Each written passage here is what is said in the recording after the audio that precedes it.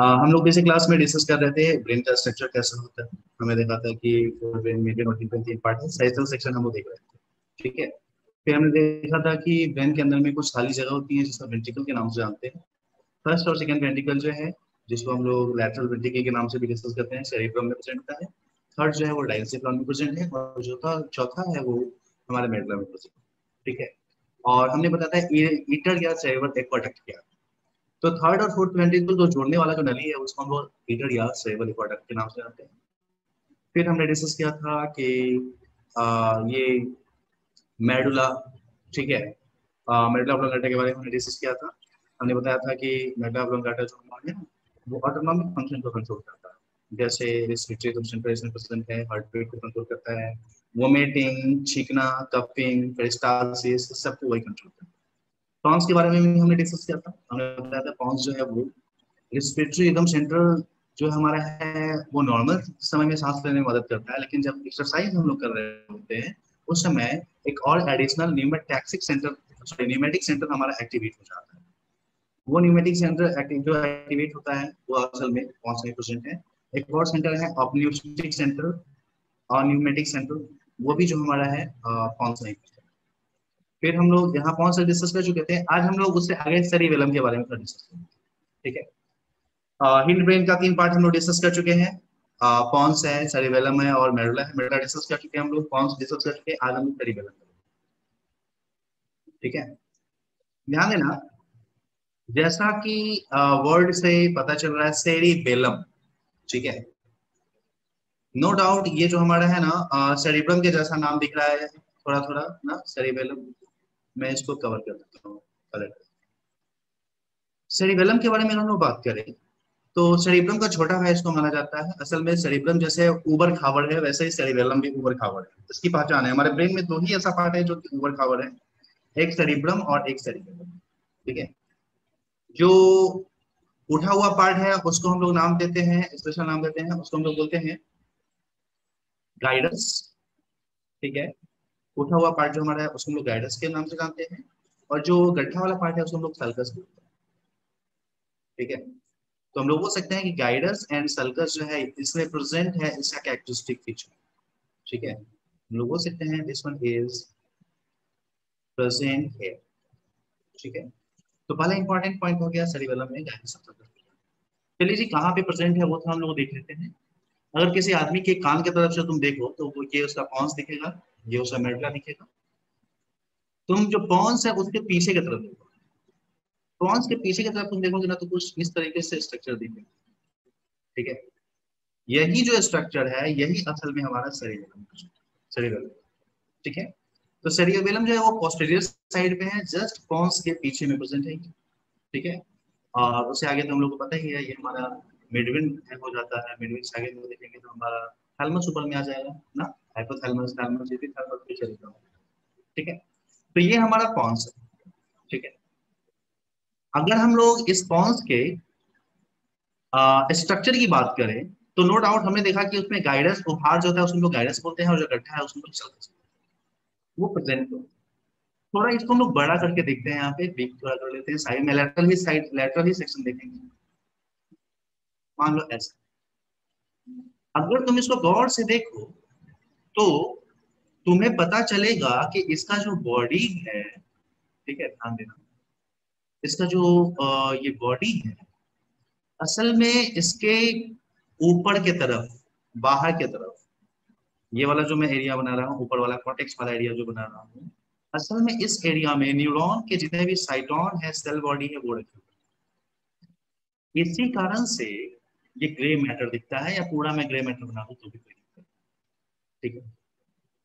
चलो मैं ऐसे ही दिखाता हूँ, पूरा मैं पहले पहले कलर कर देता हूँ, ठीक है। बाहर की तरफ ग्रे मैटर होगा, और इसी ग्रे मैटर में तुमको व्हाइट मैटर भी छुपा हुआ मिलेगा। और व्हाइट मैटर कैसा होता है, चलो मैं अब उसको एक मिनट, व्हाइट मैटर मैं आपको बना के दिखाता हूँ, एक मिनट में मुझे कलर चेंज कर दीजिए। हाँ, चलिए व्हाइट मैटर में दिखाता हूँ। व्हाइट मैटर जो है ना कुछ इस तरीके से किया हुआ, ठीक है। अगर व्हाइट मैटर को आप देखें तो पता चलता है व्हाइट मैटर जो है ना, जब अच्छे से इसको देखेंगे आप तो पता चलेगा जैसे पेड़ का जो ब्रांचिंग है निकला हुआ होता है जस्ट वैसे ही यहाँ पे भी ब्रांचिंग निकला हुआ है, ठीक ना। तो इस तरीके से हम लोग यहाँ पे देखिए तो क्लियरली हम लोग को ये समझ में आ रहा है कि इसके बाहर में ग्रे मैटर, ठीक है, अंदर में व्हाइट मैटर, ठीक है। और ये ग्रे मैटर जो है ये भी उबड़ खाबड़ है, ठीक है, मैं ऐसे ऐसे दिखा देता हूँ, ठीक है। ग्रे मैटर जो इसका है वो उबड़ खाबड़ है, जो मैं ब्लैक कलर से दिखा रहा हूँ ये गड्ढा दिखा रहा हूँ, ठीक है। गाइरस में सल्फस दिखा रहा हूँ, ठीक है। ब्लैक कलर से जो मैं डिनोट कर रहा हूँ वो सल्फस है और बाद बाकी एरिया गैस, ठीक ना। तो इस तरीके से सेरिबेलम ओवर खावर है, सल्फस गैस यहाँ पे प्रेजेंट है, उसके साथ साथ मिड में बीच में व्हाइट मैटर प्रेजेंट है। भाई साहब ये व्हाइट मैटर जो है इसको बहुत ही स्पेशल नाम दिया गया है। इसको अगर हम लोग देखेंगे वैसे तो अभी इसका फिजियोलॉजी में नहीं करना है इस जगह पे, लेकिन मैं थोड़ा सा बता देता हूँ कि बहुत ही इंपॉर्टेंट, ठीक है। क्योंकि ये पेड़ के जैसा दिख रहा है इसलिए इसको बोला गया है एयरबोर्ड। एयरबोर्ड का मतलब था पेड़ के जैसा, ठीक है। इस स्ट्रक्चर को जो कि वैसा दिख रहा है तो एयरबोर्ड के नाम से जाना गया है, क्योंकि लाइफ के लिए बहुत ही इंपॉर्टेंट है, इसलिए तो हम लोग बोलते हैं वाइटिंग, ठीक है। एयरबोर्ड वाइटी के नाम से इस पेड़ के जैसा स्ट्रक्चर जो हमारा बन रहा है उसको हम लोग बोलते हैं, या इसको हम लोग अगर सही से बोले कॉमन लैंग्वेज में तो इसको हम लोग ट्री ऑफ लाइफ के नाम से जानते हैं, ट्री ऑफ लाइफ। तो अगर आपसे कोई पूछे कि भैया ट्री ऑफ लाइफ क्या है, आप बता सकते हैं कि एर्बोर वाइटी जो है उसको ट्री ऑफ लाइफ बोलते हैं। एर्बोर वाइटी क्या है, तो सेरिबेलम में जो हमारा स्ट्रक्चर प्रेजेंट है, सेरिबेलम में जो हमारा प्रेजेंट स्ट्रक्चर है उसी को हम लोग एर्बोर वाइटी या ट्री ऑफ लाइफ के नाम से, ठीक है। तो सेरिबेलम में जो व्हाइट मैटर प्रेजेंट है और जिस तरीके से वो अरेंज है उस व्हाइट मैटर को हम लोग ट्री ऑफ लाइफ या एर्बोर वाइटी के नाम से। ये तो हुआ लैटरल सेक्शन, आप सॉरी सेंट्रल सेक्शन, आप साइड से उसको देख रहे हैं। अब चलिए इसको हम लोग एकदम पीछे से देखते हैं। मान लीजिए कोई लड़का है उसको पीछे से देखते हैं, अगर पीछे से देखे तो पता चलेगा ये जो सेरिबेलम जो हमारा है वो भी सेरिब्रम के जैसे ही है। बीच में एक ऐसा रॉड लाइक स्ट्रक्चर लगा हुआ है, इसको वर्मिक्स के नाम से जाना जाता है। और ये सेरिब्रम जो है उसका दो पार्ट है, एक पार्ट इधर लगा हुआ है कुछ इस तरीके से, और दूसरा पार्ट जो है कुछ इस तरीके से, ठीक ना। तो अगर हम लोग यहाँ पे बात करें तो हमें पता चलता है सेरिबेलम जो है उसका दो टू हेमिस्फीयर उसमें है, और एक जो है मिड वाला जो स्ट्रक्चर है वो प्रेजेंट है। मिड वाले स्ट्रक्चर को हम लोग बोलते हैं वर्मिक्स, वर्मिक्स के नाम से जानते हैं। और ये तो हमारा हेमिस्फीयर है, इसको सेरिबेलम हेमिस्फीयर हम लोग बोल सकते हैं, सेरिबेलर हेमिस्फीयर के नाम से जान सकते हैं, आधा इसलिए hemisphere, it could be told as cerebral hemisphere, ठीक है। और इस तरीके से हम लोग देखिए तो पता चलता है कि ये जो स्ट्रक्चर हमारा है ये वर्मिक्स और सेरिब्रल हेमिस्फीयर जो है दो टू सेरिब्रल हेमिस्फीयर और वर्मिक्स मिलकर के सेरिबेलम का फॉर्मेशन करता है, ठीक है। चलिए जी थोड़ा और हम लोग यहाँ पे बात करें इसका फंक्शन क्या है। सेरिबेलम का असल में हम अगर बात करेंगे फंक्शन क्या है, ठीक है। तो देखो सेरिबेलम का जो मेन फंक्शन है, अगर इससे मेन फंक्शन के बारे में बात करें, ठीक है, तो ये हमारा जब हम लोग दौड़ उड़ रहे होते हैं, भाग रहे होते हैं, कोई काम कर रहे होते हैं, तो फास्ट मूवमेंट जो हमारा होता है ना उसको कोऑर्डिनेट करवाता है, कोऑर्डिनेट करता है, ठीक है। और लोकोमोशन का स्पीड जो है उसको मेंटेन करता है, ठीक है। या हम लोग बोल सकते हैं कि ये अनकॉन्शियस एक्टिविटी जो हमारा है उसको ये कंट्रोल करता है, ठीक है। हम लिख देते हैं कोऑर्डिनेट्स क्या, फास्ट मूवमेंट, फास्ट मूवमेंट, ठीक है, and maintains speed, and maintains speed, speed को ये मेंटेन करता है, ठीक है, ऑफ लोकोमोशन। ये लोकोमोशन आप में जो हो रहा है उस लोकोमोशन का जो स्पीड है उसको मेंटेन करने का ये काम, ठीक ना। तो इस आधार पे हम लोग बोल सकते हैं कि सेरिबेलम हमारे अंदर में जितने भी इनवॉल्यूंटरी हमारे अंदर में जितने भी मूवमेंट हो रहे हैं जनरली उस मूवमेंट को कंट्रोल करने के लिए रिस्पॉन्स, ठीक है। अब कोई आदमी जो ड्रिंकर होता है, जो वाइन वगैरह पीता है, शराब वगैरह पीता है, उस आदमी में यही सेरिबेलम वाला एरिया जो है ना, पहले तो सेरिबेलम वाला एरिया इफेक्ट होता है फिर ये वाला एरिया इफेक्ट होता है।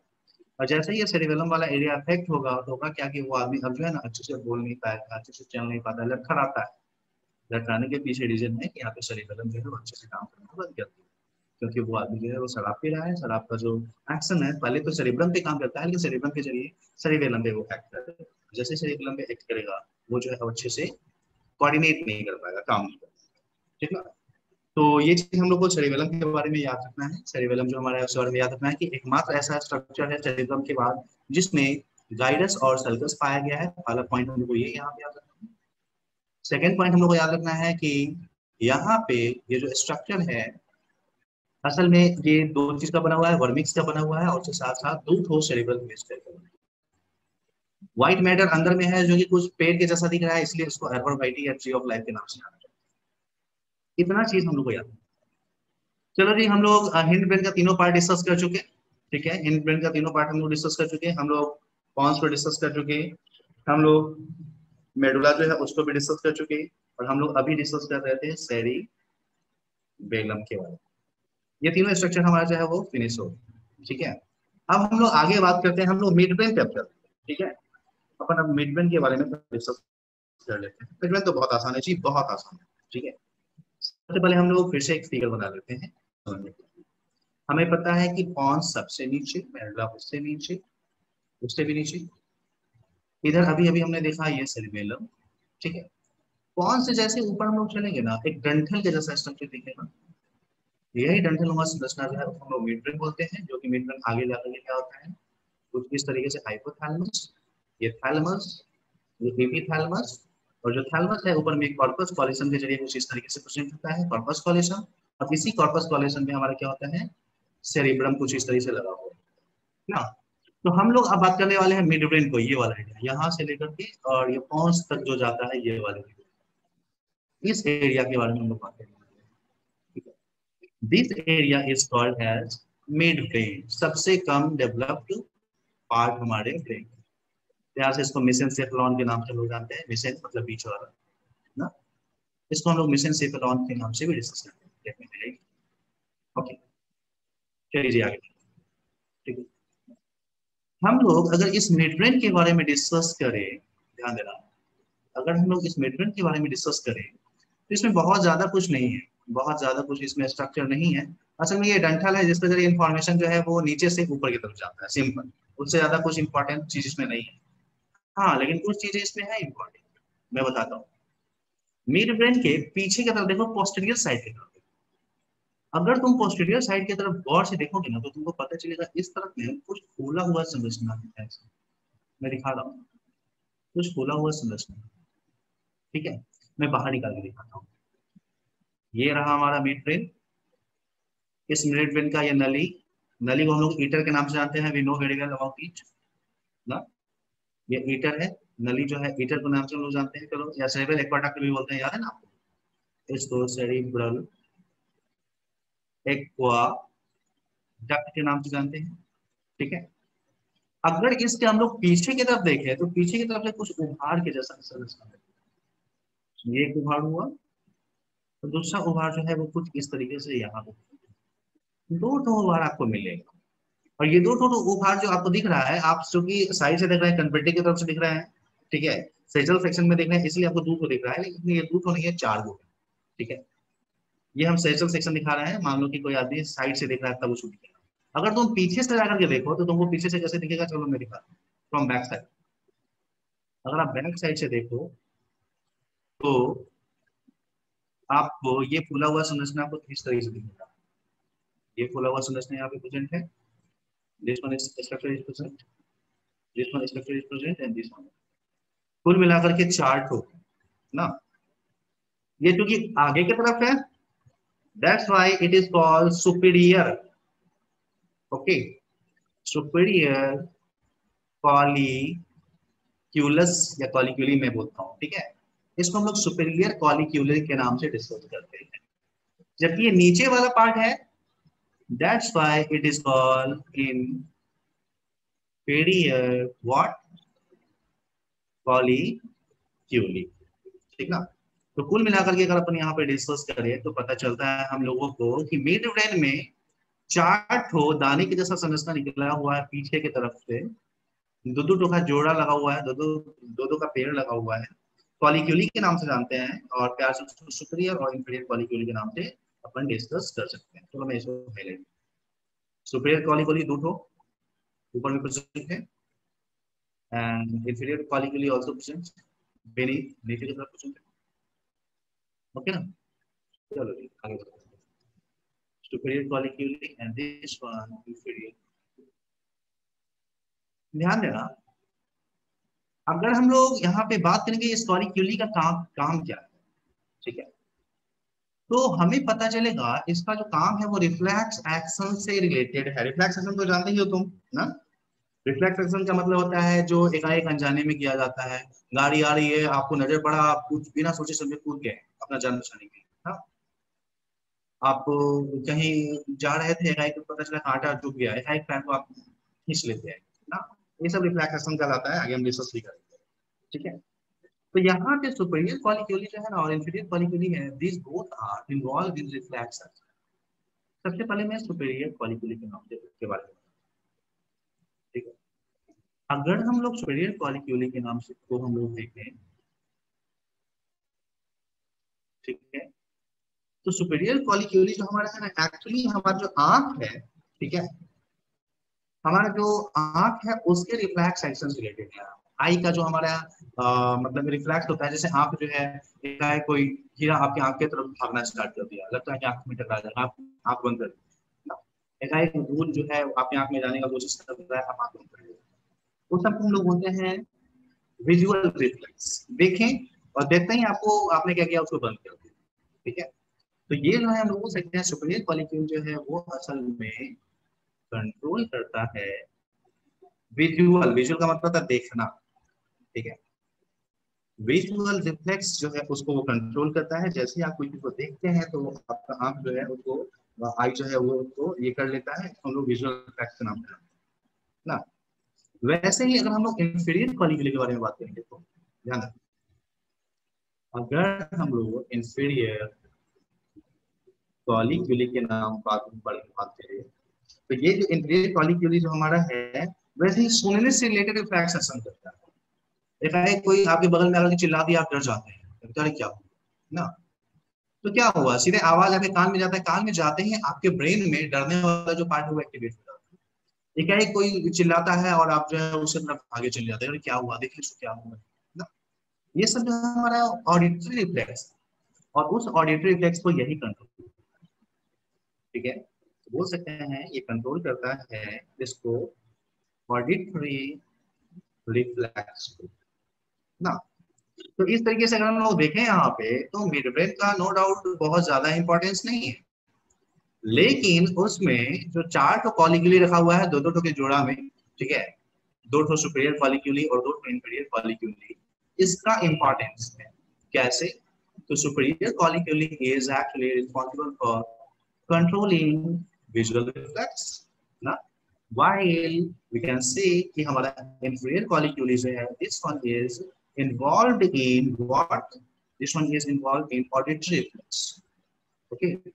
आप कुछ चीज सुनते हैं और उसके तरफ भागे चले जाते हैं, तो कंट्रोल करने वाला है this one auditory reflex, ठीक है ना।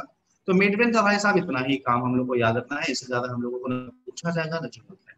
हम लोग को याद रखना है मिड ब्रेन जो है हमारा कहाँ पे प्रेजेंट है, कैसा दिखता है, तो डंठल नुमा स्ट्रक्चर दिखता है, हीटर या सेरेब्रल एक्वाडक्ट जो है वो उसके होकर के क्रॉस करता है, पीछे की तरफ सुपीरियर और इंफीरियर कॉलिक्यूली है जो कि रिस्पेक्टिवली विजुअल कॉर्टेक्स और ऑडिटरी कॉर्टेक्स जो है उस सॉरी विजुअल रिफ्लेक्स और ऑडिटरी रिफ्लेक्स जो है उसको कंट्रोल करता है।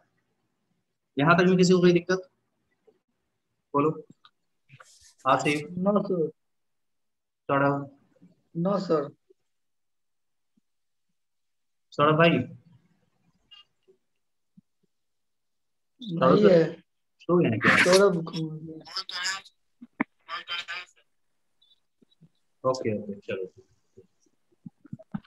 आगे बढ़ते हैं, मिड ब्रेन से ऊपर हम लोग चलते हैं अब, ठीक है। अब हम लोग मिड ब्रेन से ऊपर चलेंगे तो क्या हम लोग को मिलने वाला है, चलो यहाँ पे फिगर में देख लेते हैं। ये मिड ब्रेन जो हमारा है, एक मिनट मैं थोड़ा फिगर कर, हाँ, अगर हम लोग यहाँ पे इस मिड ब्रेन से आगे देखें, मिड ब्रेन से आगे क्या हुआ जानते हैं, साइड से लैटरल साइड से इस तरीके से कुछ स्ट्रक्चर बना है हमारा, फैलता हुआ जा रहा है ना, जो कि आगे जाकर के कॉर्पस कॉलिसम में टर्मिनेट कर देते हैं, ये कॉर्पस कॉलिशन। ठीक है। और उसके बाद ये वाला जो आगे जो हमारा दीवार है जो दोनों तरफ से फैल रहा है वो कुछ इस तरीके से आगे नीचे की तरफ गिरेगा, नीचे की तरफ गिरेगा तो इसको हम लोग हाइपो बोल देंगे, और यही जो ऊपर की तरफ उठ जाएगा तो इसको हम लोग ईपी के नाम से। ठीक है। और ये कॉर्पस कॉलिशन हमको पता है, कॉर्पस कॉलिशन जो है उसे क्या लगा हुआ है हमारा, सेरिब्रम लगा हुआ है ना। तो मिड ब्रेन से ऊपर जैसे ही हम लोग चलेंगे, मिड ब्रेन से ऊपर जो हमारा है वो क्या पाया गया, ये हमारा mid brain, this one is mid brain. Mid brain से ऊपर जो हमारा है जितने भी पार्ट्स है सारे के सारे फोर ब्रेन। ठीक है। यहाँ पे तुम क्लियरली देख सकते हो कि हमारा यहाँ पे फोर ब्रेन का दो पार्ट, एक पार्ट जो कि कॉर्पस कॉलिशन और मिड ब्रेन के बीच में लाई करता है। ठीक है। कॉर्पस कॉलिशन और मिड ब्रेन के बीच में लाई करता है, उस दोनों के बीच में एक पार्ट तो हमारा ये इन्फॉर्मेशन। ठीक है। और जो दूसरा व्हाइट कलर का जो मैंने यहाँ पे छोड़ रखा है वो वाला पार्ट ना, ये जो कॉर्पस कॉलिशन और मिड ब्रेन के बीच में जो लाई करता है इस वाले पार्ट को हम लोग नाम देते हैं डायनसिफेलॉन। डायनसिफेलॉन के नाम से हम लोग जानते हैं इसको। जबकि ऊपर वाला जो पार्ट है this one is called as cerebrum. ठीक ना। तो इस तरीके से हम लोग देखें तो पता चलता है हमारा जो फोर ब्रेन है this one is actually getting composed of two parts. ठीक है। हमारा जो फोर ब्रेन है, ठीक है, ये हमारा दो पार्ट का बना हुआ है, डायनसेफलॉन और सेरिब्रम का बना हुआ है। ठीक है। तो मैं इसको हाईलाइट कर देता हूँ। For brain is getting composed of two part. The first one is cerebrum, बहुत बड़ा पार्ट है सेरिब्रम, उसके बारे में हम लोग डिटेल में डिस्कस करेंगे, बहुत इंपॉर्टेंट पार्ट है। इंसान इतना इवॉल्व किया है सेरिब्रम के डेवलप होने के कारण। तो हम लोग सेरिब्रम के बारे में भी डिस्कस करेंगे, सेरिबेलम और ये डायनसेफलॉन के बारे में भी। पहले हम लोग डायनसेफलॉन के बारे में डिस्कस करेंगे। ठीक है। क्योंकि डायनसेफलॉन जो है वो नीचे से हम लोग चलते आ रहे हैं ना, तो पहले डायनसेफलॉन को लेते हैं। ध्यान, अगर तुम यहाँ पे डायनसेफलॉन को देखो तो जो पार्ट डायनसेफलॉन का मिड ब्रेन से जुड़ा हुआ है, ये वाला पार्ट देखो, ये वाला ध्यान दो, ये वाला पार्ट, और ऊपर में कॉर्पस कॉलिसम से जुड़ा हुआ है। ये दोनों ये दीवार के जैसा है जो कि उस तरफ से और इस तरफ से दोनों तरफ से जो है ना वो बना, ऐसे दीवार नहीं होता है, क्योंकि कुछ ऐसा ही है। ठीक है? तो ये वाला जो पार्ट है इसको सिंपली हम लोग नाम देते हैं थैलेमस। THALAMUS। ठीक है। और यही थैलेमस जो हमारा है नीचे फोरब्रेन, नीचे जो है मिडब्रेन से, और ऊपर कॉर्पस कॉलिसम। थैलेमस का वो वाला पार्ट जो नीचे की तरफ झुका हुआ है उसको हम लोग प्यार से बोलते हैं हाइपो। हाइपो मतलब है नीचे, नीचे गिर गया है ना, हाइपो थैलेमस के नाम से डिस्कस करते हैं। ठीक है। जबकि ऊपर जो उठा हुआ पार्ट है उसको हम लोग नाम देते हैं ईपी थैलेमस। ठीक है। तो कुल मिलाकर के हम लोग को पता चला डायनसेफलॉन का तीन, ठीक है, डायनसेफलॉन हैज थ्री पार्ट्स। कौन था, चलिए जी इसको हम लोग यहाँ पे लिख लेते हैं, पहले मैं बहुत बहुत आसान है, बहुत आसान। चलो ध्यान, एपिथैलेमस जो ऊपर की तरफ निकला हुआ है डायनसेफलॉन का पार्ट, थैलेमस जो बीच वाला है, और हाइपोथैलेमस जो नीचे की तरफ रखा हुआ है, ये तीन पार्ट ना। और तुमको तो पता ही है कि इसी डायनसेफलॉन से ना होकर के हमारा ये जो डायोसील है या जिसको हम लोग बोलते हैं थर्ड वेंट्रिकल, यानी कि ना, यहाँ पे वैसे लिख देता हूँ, ये जो पोर्शन है जिसमें इज डायनसेफलॉन, डायनसेफलॉन, और इसके बारे में आप बचपन से जान रहे हैं कि इसमें थर्ड वेंट्रिकल प्रेजेंट होता है, थर्ड वेंट्रिकल यही प्रेजेंट है। और ये थर्ड वेंट्रिकल को प्यार से डायोसिल के नाम से भी जानते हैं, क्योंकि डायनसेफलॉन में है इसलिए डायोसिल के भी नाम से जानते हैं, कंफ्यूज नहीं करना है कभी आगे। ठीक है ना। चलो हम लोग इस एपिथैलेमस, थैलेमस और हाइपोथैलेमस के बारे में एक एक करके इसके बारे में हम लोग थोड़ा डिस्कस कर लेते हैं। ठीक है। हाँ, एक मिनट। चलो सबसे पहले मैं ऐसा करता हूँ ना, यहाँ पे जो हमारा ये एपिथैलेमस जो है, थैलेमस के पहले बारे में बात कर लेते हैं। सबसे पहले मैं थैलेमस के बारे में लिखूंगा। देखो थैलेमस जो है ना, ये हमने अभी अभी फिगर में आपको जो दिखाया, ये मिड ब्रेन वाला जो पोर्शन है उसको और कॉर्पस कॉलेसम को जोड़ने का काम करता है। उसके बीच में जो हमारा ये न्यूक्लियस प्रेजेंट है, इसी न्यूक्लियस को थैलेमस के नाम से, मतलब यहाँ से जो सेंसरी इंफॉर्मेशन जो है जो हमारे सेरिब्रम में जाना चाहता है उसको लेके जाएगा, और ऊपर वाले से को जो है वो नीचे लेके आएगा, मोटर जो इम्पल्स हमारे आते हैं, मोटर मैसेज जो आते हैं उसको लेके। तो इस तरीके से हम लोग बोल सकते हैं थैलेमस जो है ना एक रास्ता है, ठीक है, जिसके जरिए मैसेज हमारे सेरिब्रम में जाएगा, सेरिब्रम से मैसेज नीचे आएगा। इसी कारण से हम लोग थैलेमस को रिले सेंटर के नाम से जानते हैं। रिले सेंटर के नाम से जानते हैं, मतलब ऐसा सेंटर जहां से मैसेज पास होता है। जैसे चौराहा नहीं होता है, उस चौराहा पे आदमी थोड़ी रहता है, चौराहा से या तो अपने घर पे जाएगा या घर से दूसरी जगह जाएगा ना। वैसे ही ये है, ये जो हमारा फोरब्रेन जो हमारा सेरिब्रम जो है, सेरिब्रम से इंफॉर्मेशन को नीचे लाता है और नीचे वाले इंफॉर्मेशन को वो ऊपर लेके जाता है, ठीक है। तो सेरिब्रम के बारे में तो कुछ ज्यादा कहना नहीं, सेरिब्रम तो हमारा बहुत आसान चीज है ना? हम लोग इससे आगे बढ़ते हैं, थैलेमस से नीचे, ठीक है। थैलेमस से जब नीचे चलेंगे तो ये थैलेमस का ही पार्ट है जो कि कुछ इस तरीके से नीचे चला गया, ठीक है। और नीचे जाने के बाद ये सेरिब्रम, ये जो थैलेमस का जो पार्ट है ना, हुआ क्या पता तुमको, कुछ इस तरीके से आगे लोब में कन्वर्ट हो गया। और ये जो लोब है बड़ा ही इंपॉर्टेंट लोब है असल में। ये लोब जो हमारा है ना, कुछ एपिथेलियम टिश्यू से के साथ ज्वाइन करके एक स्ट्रक्चर बने, ठीक है। आजकल इस स्ट्रक्चर को हम लोग पिट्यूटरी ग्लैंड के नाम से जानते हैं ना। तो हाइपोथैलेमस जो सबसे नीचे में जब वो जाता है तो पिट्यूटरी ग्लैंड बनाता है। पिट्यूटरी ग्लैंड में तुम देख रहे हो जो मैं ग्रीन कलर का दिखा रहा हुआ एंटीरियर पिट्यूटरी है, ठीक है। जबकि जो पीछे वाला पार्ट जो है, जो पोस्टीरियर पिट्यूटरी हमारा है, ये पोस्टीरियर पिट्यूटरी परफेक्टली हाइपोथैलेमस का ही पार्ट है, ठीक है। ये जो हमारा दिख रहा है पोस्टीरियर पिट्यूटरी, वो हाइपोथैलेमस का ही पार्ट ना। तो इस तरीके से हम लोग बोल सकते हैं कि हाइपोथैलेमस अपने टीथ पे पिट्यूटरी ग्लैंड का फॉर्मेशन करने में मदद करता है, ठीक है। पोस्टीरियर पिट्यूटरी जो है असल में हमारा हाइपोथैलेमस का ही पार्ट है, जबकि एंटीरियर पिट्यूटरी कुछ एपिथेलियम टिश्यू है जो कि हाइपोथैलेमस के ऊपर में सट गया है, चिपक गया है, और हमारा पिट्यूटरी ग्लैंड का फॉर्मेशन में मदद करता है। तो हाइपोथैलेमस का जो पोस्टीरियर पिट्यूटरी जो हमारा है वो तो परफेक्टली हाइपोथैलेमस ही है। और यहाँ से बहुत सारे इंपॉर्टेंट हार्मोन निकलते हैं, याद करो, वैसोप्रेसिन हमारा हो गया ना, ऑक्सीटोसिन हो गया, ये सारे होता है। तो इस तरीके से हाइपोथैलेमस यहाँ पे जो है सिक्रेटरी नेचर का हो गया, कुछ उस सिक्रेशन का। उसके अलावा हाइपोथैलेमस का जो ये वाले पोर्शन है, इस पोर्शन में बहुत सारे इंपॉर्टेंट स्ट्रक्चर्स प्रेजेंट है, सेंटर प्रेजेंट है, जो बहुत सारे इन्वॉल्यूंटरी एक्शन को कंट्रोल करने में मदद, ठीक है। तो चलो जी मैं हाइपोथैलेमस के बारे में लिख देता हूँ, ठीक है। मैं पहले हाइपोथैलेमस को करेक्ट करता हूँ ताकि तुम कंफ्यूज ना हो, ठीक है। ये वाला पोर्शन हाइपोथैलेमस, ठीक है। तो मैं लिख देता हूँ हाइपो, हाइपो हो जाता नीचे, थैलेमस, थैलेमस के नीचे जो प्रेजेंट है, नीचे की तरफ जो छुपा हुआ है हाइपोथैलेमस। इसको भी मैं कलर ही कर देता हूँ ताकि आप कभी कंफ्यूज ना करो गलती से,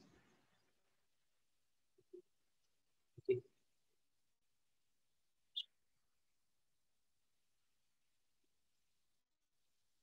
चलो ध्यान, ये हमारा हाइपोथैलेमस, ओके। ये हाइपोथैलेमस हमारा, और हाइपोथैलेमस जो हमारा है यहाँ पे, यहाँ क्या हुआ है उसका, वो फॉर्म कर रहा है posterior lobe of pituitary gland. पहला पॉइंट तो ये हमारा हो गया, posterior lobe of pituitary gland, या जिसको हम लोग न्यूरो हाइपोफाइसिस के नाम से डिस्कस करते हैं। दूसरा दूसरा इसका और भी बहुत सारे फंक्शंस, कौन कौन सा है मैं लिखता हूँ, बहुत सारे इससे फंक्शंस हैं। जैसे आपको जो आपके बॉडी में जो ऑस्मो रेगुलेशन है, पानी की कमी होती है तो अपने आप आपको प्यास लगने लगता है, वो यहीं पे होता है। इसी जगह पे वो रिसेप्टर प्रेजेंट है जो कि आपको बताता है कि अरे पानी की कमी हो गया, पानी की कमी, ठीक है। ऑस्मो रिसेप्टर या ऑस्मो रेगुलेशन हम बोलते हैं तो अच्छा है। ऑस्मो रेगुलेशन जो हमारा है वो यहीं से होता है, ठीक है। आपका जो तापमान है बॉडी का, वो भी यहीं से रेगुलेट होता है। ठीक है, यहीं पे सेंट्रल प्रोजेक्ट है कि आपके बॉडी के तापमान को मेंटेन करता है, टेम्परेचर को मेंटेन करता है।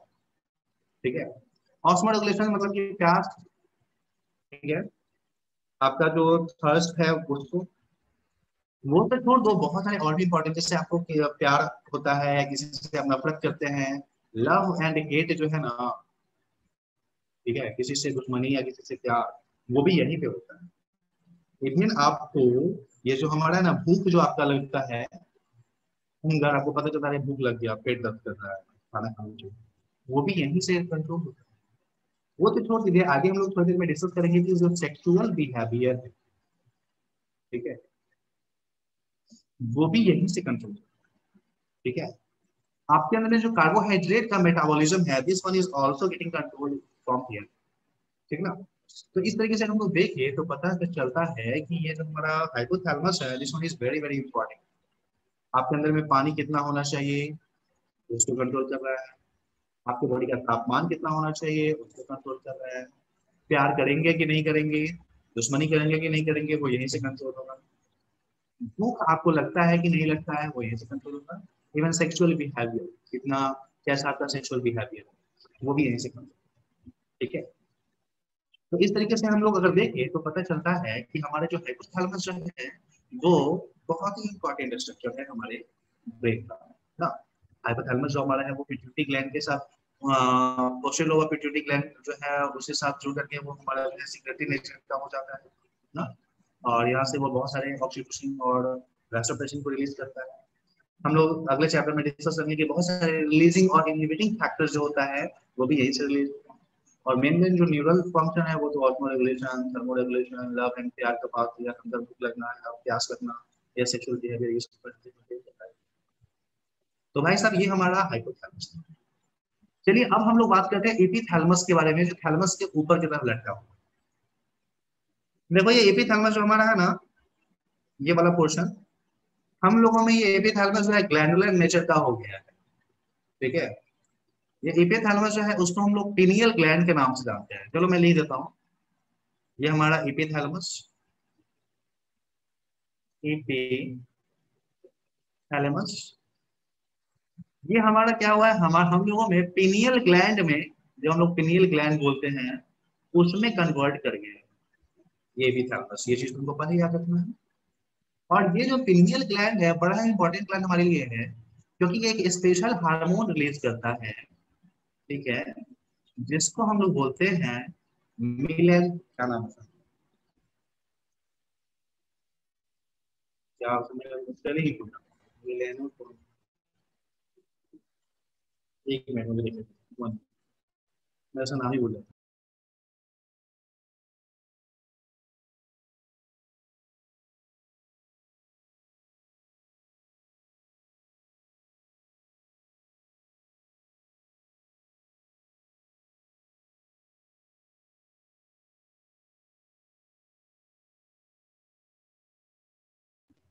सॉरी, मेलेटोनिन, बार बार इसका नाम मैं भूल जाता हूँ, प्रोनाउंसिएट ही नहीं कर पाता हूँ। मिलना है, देखो अभी मैं भूल रहा हूँ, मेलेटोनिन। ठीक है, ये जो मेलेटोनिन जो हार्मोन है, मेलेटोनिन हार्मोन जो है, ये हार्मोन बहुत ही इंपॉर्टेंट है। असल में ये हार्मोन जो है ना, वो असल में हम लोग को ये बताता है कि हमको नींद आएगा कि नहीं आएगा। ठीक है, जैसे अगर ये हार्मोन मेलेटोनिन हार्मोन अगर आपके ब्लड में ज्यादा मात्रा में हो गया तो आपको अपने आप नींद आने लगती है। ध्यान दीजिए, इसका अमाउंट अगर ज्यादा है, अगर आपके ब्लड में ज्यादा हो गया तो आपको स्लीप, आपको अपने आप नींद आने लगती है। कम है तो आप उठ जाते हैं, जग जाते हैं। तो ऐसा माना जाता है कि ये जो पिनियल ग्लैंड है ना, वो मेलेटोनिन को सिक्रेट करता रहता है, और उसके अमाउंट के आधार पे ही हम लोग को नींद आते हैं या जग जाते हैं। मतलब कि हम लोग बोल सकते हैं कि ये हमारा जो है ना, एक तरीके से डे नाइट साइकिल बनाता है, डे नाइट क्लॉक जो है उसके जैसे काम करता है, या सर्केडियन क्लॉक जिसको हम लोग बोलते हैं। मतलब ये हमारे दिन और रात को निर्धारित करता है। रात जैसे ही होगा मेलेटोनिन जो है वो सिक्रेट होना स्टार्ट हो जाएगा, आपको अपने आप नींद आने लगती है, आप सो जाते हैं। दिन जैसे ही होता है ये मेलेटोनिन हार्मोन जो है आपके ब्लड में कम होने लगता है, ये बनना बंद हो जाता है, आपको लगता है कि यार सुबह हो गया, सुबह उठ जाओ। ठीक है, तो इस तरीके से मेलेटोनिन हार्मोन है, this one is responsible for sleep to wake cycle. ठीक है, स्लीप वेक साइकिल, आप सोते हैं और उठते हैं, उसके पीछे जो जेन्युइन रीजन है वो रीजन ये थी, ठीक ना। तो आपको ये चीज ध्यान रखना है कि एपिथैलेमस जो हमारा है वो अभी के समय में हमारा क्या कहलाता है, पिनियल ग्लैंड के नाम से जाना जाता है। एंड इसका फंक्शन क्या है, फंक्शन हम लोग को समझ में आ गया। ये हमारे सर्केडियन रिदम जो है, सोने और उठने का जो हमारा रिदम है उसको मेंटेन करता है, ठीक है। ये हमारे सोने और उठने का जो रिदम है उसको मेंटेन करता है। और ये हमारा था डायंसेफ्रॉन। डायंसेफ्रॉन का 3 पार्ट हम लोग डिस्कस कर चुके हैं। कौन कौन सा, हम लोग डायंसेफ्रॉन में थैलेमस, हाइपोथैलेमस और एपिथैलेमस डिस्कस कर चुके हैं। थैलेमस जो है वो सिंपली रिले सेंटर है।